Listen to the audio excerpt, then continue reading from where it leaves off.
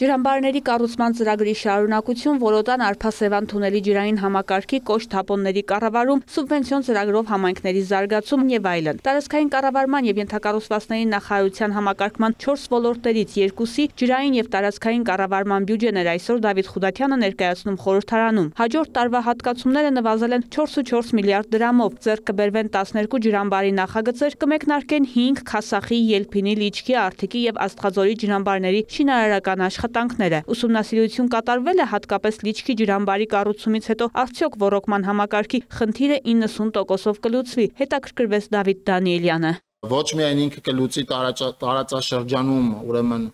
ջրի խնդիրը, այլ նաև որոշակի հատվածներում, մասնավորապես Քասախի ջրամբարի դեպքում մենք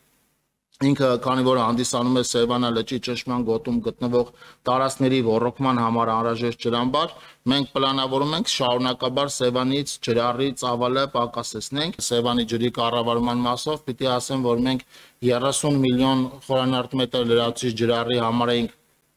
դիմել ազգային ժողովին, բայց դրա կեսն ենք օգտագործել եւ մյուս կեսի մասով ջուրը չենք օգտագործել, այսինքն առնվազն հիմա Սևանից ջրառը ամբողջովին է դադարեցված։ Դադարացում չէ, 200 ուզեիք 20 օգտագործեիք։ Կա հստակ փորձագիտական Սևանազգային լճի փորձագիտական եզրակացություն, որը դուք ուզում եք ինչ-ինչ պատճառներով չներկայացնել մեր դատին։ Ասում եմ ոչ ճիշտ արդյունավետ կառավարման արդյունքում ջրերի կորուստը եւ ավելար ջր վերցնելու պահանջարկ է առաջացել։ Արդարանալու բան չկա, ես կարծում եմ ոլորտի տարբերություն ձեր գործընկեր Արծվիկ Մինասյանի ավելի լավ եմ կառավարում, որովհետեւ երբ որ ինքն էր ոլորտի պատասխանատու նախարարը, ջրառը եղել է Սևանից ոչ թե 183, ինչպես իմ ժամանակ, այլ եղել է 265 միլիոն խորանարդ մետր, դրա համար ճիշտ կանեք այդ հարցերի զգալի մասը Արծվիկ Մինասյանին տակ։ Միայն ջրառի հետևանքով նախկինում մոտավորապես 7-ից 8 սանտիմետր լճի մակարդակն ավելի է իջել, քան հիմա է իջնում, հայտնեց նախարարը։ Ներկայում Սևանի մակարդակը կարող է իջնել մինչև 13 սանտիմետր, ոչ ավելի։ Ավելին կարող է պայմանավորված լինել միայն եղանակային պայմաններով։ Զարուհի Բաթոյանը հետաքրքրվեց Շիրակի մարզի Ջրաձոր համայնքի վերաբնակեցման գործընթացով։ 1 միլիարդ 37 միլիոն դրամ բյուջե է նախատեսված, ինչ նպատակով է ծախսվելու։ Նոր գյուղի կառուցման մեկնարկ պիտի տրվի, որը բացառապես պայմանավորված է Կապսի ջրամբարի կառուցման հանգամանքով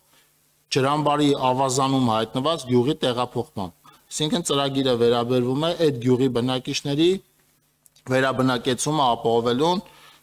ջրամբարաշինական աշխատանքները ընթացքի մեջ են եւ աշխատում ենք Կապալառու ընկերության հետ, որը հայկական շինարարական ընկերություն չի, այն տրամաբանության հետ, որ 2026 թվականի մեկնարկին այնտեղ շոշափելի արած աշխատանք կունենանք։ Անդրադառնալով Լեռնային Ղարաբաղից տեղահանվածների վերաբնակեցման հարցին Բաթոյանը հետաքրքրվեց, որքանով է արդյունավետ նրանց համար առանձին թաղամասերի կառուցումը, ինչպես դա արվում է Սյունիքում։ 3 տեսակի բնակավայրեր ունենք, բնակավայրեր, որտեղ մեկ շնչի հաշվարկով, մեկ անձի հաշվարկով բնակչին հատկացվում է 5 միլիոն դրամ, բնակավայրեր, որտեղ հատկացվում է 4 միլիոն դրամ եւ Երևանը եւ Երևանամերձ որոշ բնակավայրեր, որտեղ հատկացվում է 3 միլիոն դրամ։ Պիտի ասեմ, որ բացի սրանից մենք այո ունենք որոշակի ծրագրերով կառուցվող բնակարաններ, որոնք շատ հաճախ ձեր ասած տրամաբանության մեջ են լինում, այդպիսին ունենք եւ Սյունիքում, այդպիսին ունենք եւ Արմավիրի մարզի Լեռնագոգ գյուղական բնակավայրում, որտեղ 30 նոր տներ կլինեն։ Օրեր առաջ դադարեցվել է երթևեկությունը Արարատի մարզի Հովտաշատ եւ Հայանիստ բնակավայրերը կապող կամրջով, որի պատճառով բնակիչները տեղաշարժվելու խնդիր ունեն։ Նախարարն ասաց, որ հաջորդ տարվա բյուջեում նմանատիպ անսպասելի խնդիրների հայտ գալու դեպքում նախատեսված է 2 միլիարդ դրամ, իսկ քանդված կամրջի հարցը հրատապ կարգով է քննարկվել։ Ես երեք նաև քննարկում եմ ունեցել Արարատի մարզպետի եւ ճանապարհային դեպարտամենտի գործընկերների հետ, հանձնարարել եմ, որ առաջ ճանապարհային դեպարտամենտը սկսի կամրջի վերակառուցման աշխատանքները։ Հասկանալի է, որ մենք ինչքան էլ հրատապ անենք, դա նախագիծ պահանջող աշխատանք է, բայց գործընկերները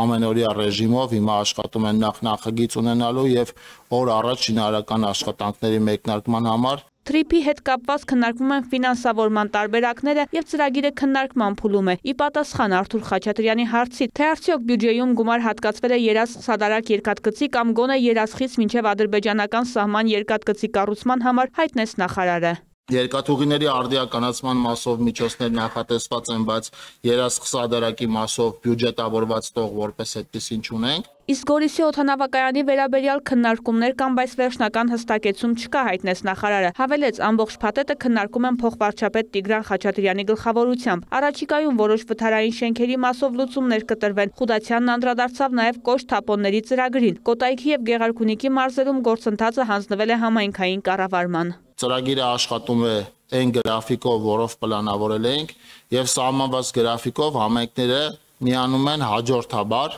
երկու մարզերում արդեն 6 համայնք միացել է ծրագրին եւ մյուսները սահմանված գրաֆիկին համապատասխան միանալու են ծրագրին։ Խուդացյանին ընդդիմությունը նաև ոլորտին չառնչվող հարցեր ուղղեց։ Օրինակ, մինչև տարեվերջ քանի ուսումնական հաստատություն կլինի պատրաստ։ Բյուջետային ուղերձում հնչեց արտահայտություն եւս 300 դպրոց եւ 500 մանկապարտեզ, այսինքն այն տպավորությունն է, որ առաջի 300-ն արդեն գոնե կառուցվել են, եթե չեն շահագործում։ Ծրագիրը նախատեսված է ավարտել 2026 թվականի ընթացքում եւ դրանով նախատեսված մենք 500 մանկապարտեզների